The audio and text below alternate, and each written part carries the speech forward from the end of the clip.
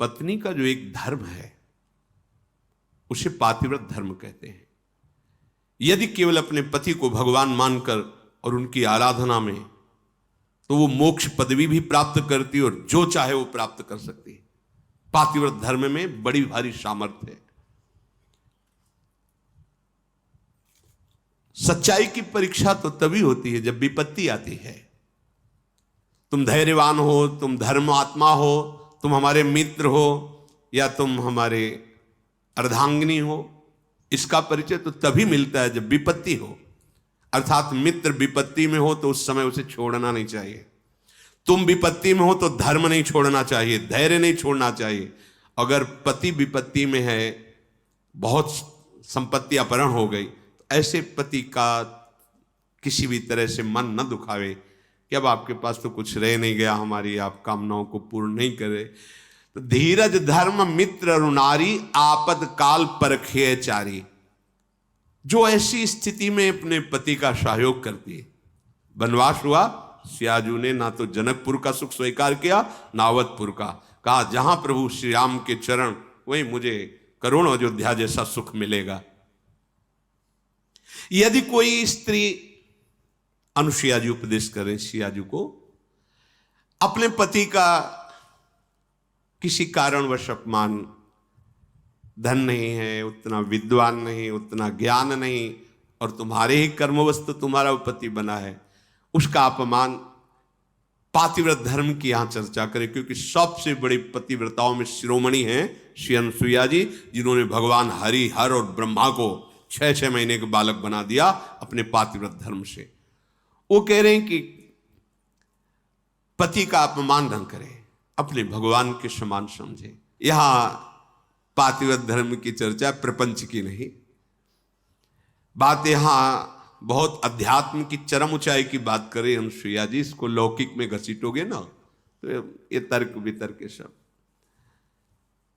अगर हमारा इष्ट धर्म जोर का है ना, तो सामने कुछ हो ही नहीं सकता। इसका प्रमाण हम तुम्हें देते हैं। जालंधर राक्षस और वृंदासती परम पवित्र चिदानंद भगवान को पति वरण करने के लिए तपस्या कर रही। देवर्षि नारद जी आए, तुम्हारा क्या उद्देश्य है? तो वृंदा ने कहा हमारा उद्देश्य है भगवान श्री हरि को पति रूप में प्राप्त करना। तो उनका पहले तुम्हारे पातिव्रत धर्म की परीक्षा होगी, तुम एक निष्ठ हो कि नहीं, तो आज्ञा कीजिए। उनका जालंधर को पति रूप में स्वीकार करके और पातिव्रत धर्म को आप प्रमाणित कीजिए, नारायण तुम्हें पति रूप में प्राप्त हो जाएंगे। कोई भी बड़े से बड़ा देवता जालंधर का बाल बांका भी नहीं कर पाया। क्यों? क्योंकि सती अपने सतीत्व में सब देवताओं ने विनय की कि वैसे आराधना तो आप ही को पति रूप में प्राप्त करने की थी। नाथ आप स्वीकार कीजिए, नहीं तो जालंधर का आतंक, राक्षस और पतिव्रता वृंदा, वही तुलसी जी के रूप में और शालिग्राम के रूप में श्री हरि। आज भी उनका ब्याह किया जाता है, पूजन किया जाता है, तुलसी जी चढ़ाई जाती। जब हम किसी को इष्ट मान लेते हैं तो उसमें दोष दृष्टि नहीं होती, और जब हमें प्यार होता है ना, तो उसका दोष भी गुण ही नजर आता है। और सच्ची बात है कि सबके हृदय में भगवान बैठे। यदि हमारी निष्ठा है तो तुम हिल नहीं सकते, हमारी निष्ठा के विपरीत नहीं चल सकते। जब भगवान नहीं चल पाते तो तुम तो इंसान हो।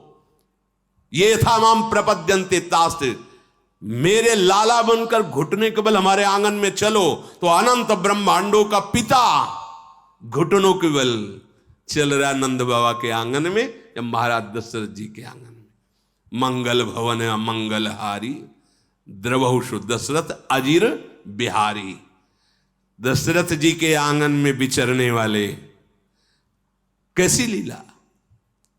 अनंत ब्रह्मांडों का पिता बालक बन करके जब वो बन सकता है तो तुम्हारे निष्ठा और पातिव्रत धर्म में वैसे ही चलेगा जैसे तुम विचार करोगे, क्योंकि तुम्हारा पातिव्रत धर्म पवित्र। हमारा क्या होता है कि हम दूसरों के तो दोष फटाक से बोल देंगे। बैक में आप दृष्टि घुमाओ अपने ऊपर, तब लगेगा वो तो कम है। अगर हमारी बात खुल जाए बहुत ही हम गलत हैं। संत सदैव सत्य स्वभाव वाले साधक उपासक बाहर नहीं देखते, अपने अंदर देखते हैं। अपने दोषों को मिटा दो तो बाहर केवल भगवान ही है, दूसरा कोई है ही नहीं। श्री अनुसुईया जी बड़ा सुंदर गृहस्थी में स्त्री शरीर पुरुष शरीर जो धारण की, इनको भगवत प्राप्ति का सहज उपाय बता रही, और यह ऐसी सामर्थ्य। ऐसे लिए स्त्री के लिए एक सुदृढ़ भगवत प्राप्ति का मार्ग है, जो घर परिवार में रह रही अपने पति में भगवान की भावना करना। मेरे पति ही मेरे भगवान हैं, ऐसी भावना से आठों पहर उनकी आज्ञा में रहना। जैसे कोई प्रश्न कर सकता है कि अगर पति ही दुराचारी हो तो शास्त्रों में वर्णन किया गया है कि आप अपने भाव रखिए और फिर विधान जैसा होगा अपने आप दूरी बना दे, क्योंकि आप और आपके पति के बीच में भगवान का भाव है ना, वो संभाल लेंगे, वो आपको बचा लेंगे, वो आपको दूर कर देंगे। ऐसा भी हो सकता है। अलग अलग मायाकृत रूप हैं और आंतरिक भाव में जाएंगे जब विचार पे, तो आपके ही कर्म का फल भुगताने के लिए ऐसा स्वभाव वाला पति दिया गया है, ऐसी भावना। तो हमारे ही कर्म निश्चित, अपने कर्म के प्रभाव से ही पति का वरण होता है, जैसे हमारे कर्म होते हैं। गायत्री के अनुष्ठान के द्वारा गायत्री जी को प्रसन्न करके जो कन्या प्रकट की थी, उनका नाम सावित्री जी हुआ था। बहुत ही तेजस्विनी राजकुमारी थी। जब वर वरण की बात आई तो उनके पिता ने आदेश किया कि तुम स्वयं घूमो मृत्युलोक में और जो तुम्हें वर पसंद आएगा उसके साथ ब्याह कर देंगे। इतना प्यार करते थे और वो गायत्री जी की कृपा से प्रकट हुई थी, इसलिए उनका नाम सावित्री। बड़ी तेजोमयी कांति, अद्भुत ज्ञान, मंत्री और विशाल सेना साथ राजकुमारी जन वर वरण के लिए। स्वयं तुम देखो, बहुत राजकुमारों को देखा, मन में ही नहीं आया। जंगल से गुजर रही थी, देखा एक लकड़हारा लकड़ी काट रहा है, दृष्टि गई, देखते ही लगाए मेरे प्राणपति, रुक गई। मंत्री से कहा आदर से इनको नीचे उतारो। वो तो क्या अपराध बन गया, सैनिक घेरे हुए हैं, राजमंत्री। हाथ जोड़कर राजकुमारी ने कहा मैं आपको पति रूप में वरण करती हूं। तो उनका आप नेत्र हैं आपके, आप देख पा रहे हैं मैं कौन हूं। लकड़ी काट के बेचता हूं और अपने माता पिता की सेवा करता हूं। मेरे पास रहने का ठिकाना नहीं, खाने का, और आपका राज वैभव का। प्रभु मैं राज वैभव को पति नहीं बना रही हूं, आपको पति रूप से वरण। मेरा मन मान गया है, मेरा मन राजी हो गया है आपको देख के, आपके सौंदर्य को, आपके गुण को, आपके घर को, आपके वैभव को देखकर मैं पति नहीं बना रही, मेरा मन मान गया है। आपके माता पिता कहाँ हैं? बोले जंगल में एक झोपड़ी में विराजमान है। ठीक, मंत्री से कहा ये स्वीकृत है, मुझे पूरी जानकारी ली, वापस लौट। जब वापस गए तो वहां बैठे हुए थे देवर्षि नारद जी। आओ बेटी। राजा ने कहा वर वरण किया? हां। मंत्री ने पूरी बात बताई। देवर्षि नारद जी ने कहा नहीं नहीं नहीं, गलत हो गया। तो बोले आप यही देख के तो कह रहे होंगे ना कि घर नहीं है, संपत्ति नहीं है, तुम राजकुमारी हो, कैसे निर्वाह होगा, ये सब मैं जान रही हूं, नहीं है उनके पास। बोले नहीं, एक बात और है, वो ज्यादा दिन जीवित नहीं रहेंगे, 1 वर्ष में उनकी मृत्यु का योग है, वो मर जाएंगे। बहुत है, ये देखो निष्ठा देखो, बहुत है 1 वर्ष। अगर मैं एक दिन भी उनके नाम का सुहाग भरने को पा गई तो आज जीवन निर्वाह कर जाऊंगी उनके लिए। कैसा हमारा देश यति और सतियों का देश है। जैसे एक सन्यासी सर्वत्यागी, ऐसे साफ सुख की भावना केवल अपने पति में निहित करके भगवान को रिझा लिया। ये वो पातिव्रत धर्म है। अब सब भगत ही थोड़ी होते हैं, सब धर्म से ही थोड़ी चलते हैं। नारद जी बहुत प्रसन्न हुए। उन्होंने कहा एक बार जिसका वरण कर लिया बस। जैसे मां भगवती पार्वती जी ने सप्त ऋषियों को जवाब दिया था, कोटि जन्म लग रगर हमारी, बरऊ शंभु न तरहो कुमारी। तुम एक बार की बात कहते हो, करोड़ों बार जन्म लूंगी और तपस्या करूंगी, वो वर के रूप में वरण करूंगी तो महादेव को ही वरण करूंगी। माना महादेव अवगुण भवन, विष्णु सकल गुण खाद, जेहि कर मन जेहि सम रमे, ते ते ही संत। मान गए आपकी बात पर, मेरा मन रम गया है शिव में, करोड़ बार जन्म लूंगी लेकिन महादेव को ही वरण करूं। ये सावित्री जी का ब्याह हुआ, पिता ने अपार वैभव, वही अकेले थे, बिल्कुल एक भी सुख नहीं लिया। नहीं, मेरे पतिदेव के ही सुख में सुखी रहूंगी, आपका कुछ भी दहेज, कोई भी एक वस्तु स्वीकार नहीं करूंगी। बहुत सत्यवान जी प्रसन्न हुए, उनका नाम सत्यवान, और कहा प्रिय, पता नहीं किस पुण्य और सौभाग्य से तुम्हारी जैसी हमें पत्नी मिली। वैसे मैं भी एक राजकुमार हूं, मेरे राज्य का अपहरण कर लिया गया वैरी राजाओं ने। मेरे माता पिता वयोवृद्ध थे, उनको लेकर मैं जंगल भाग आया हूं और वास कर रहा हूं।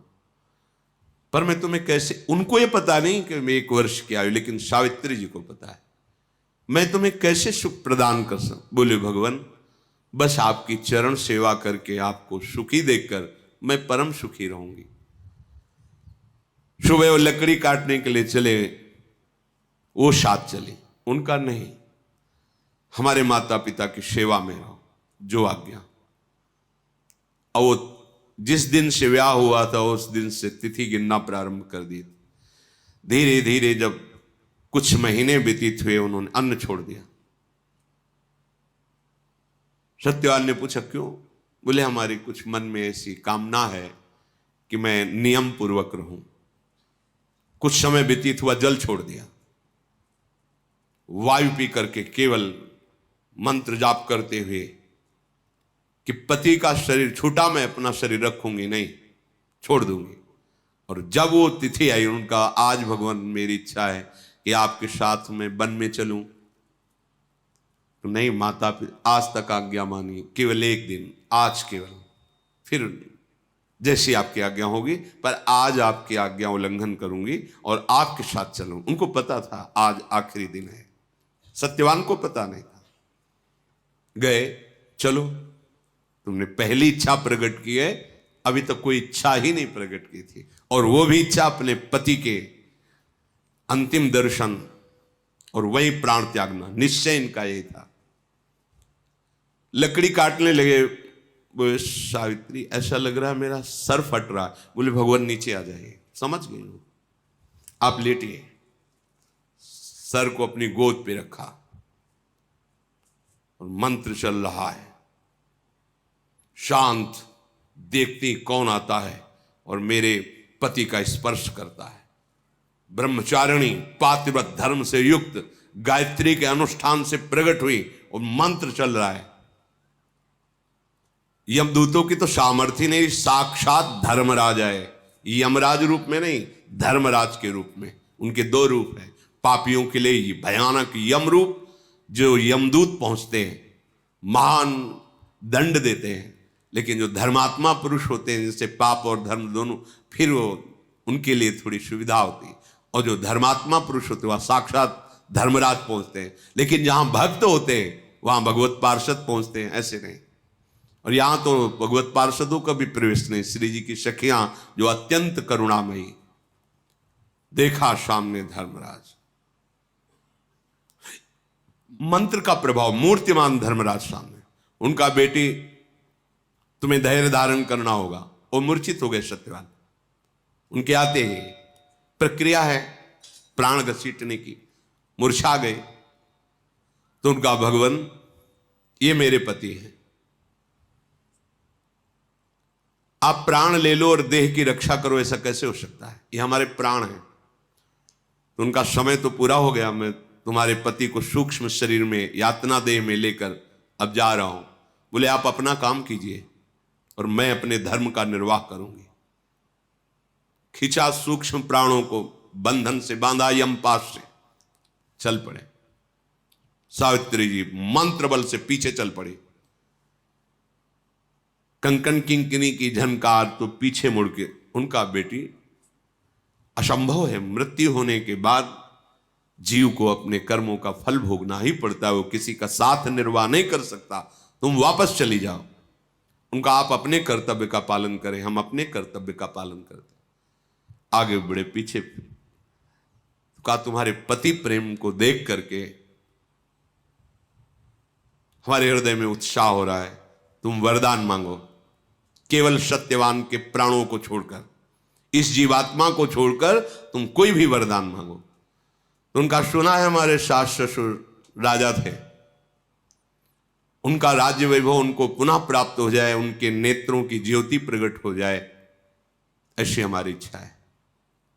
तथास्तु। फिर चले, फिर देखो एक और वरदान मांग लो और आप वापस चले।